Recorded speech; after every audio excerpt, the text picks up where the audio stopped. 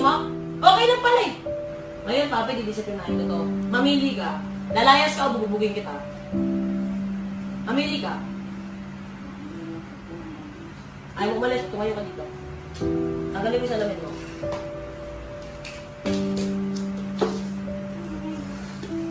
Hindi ka nabibigyan kasi ng isa! Putang ina mo!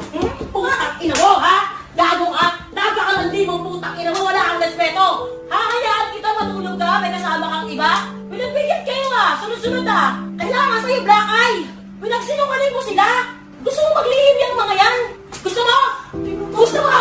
Ha? Gusto mo naman sila ganon? Gusto mo muna agad dyan? Sa itakitan mo?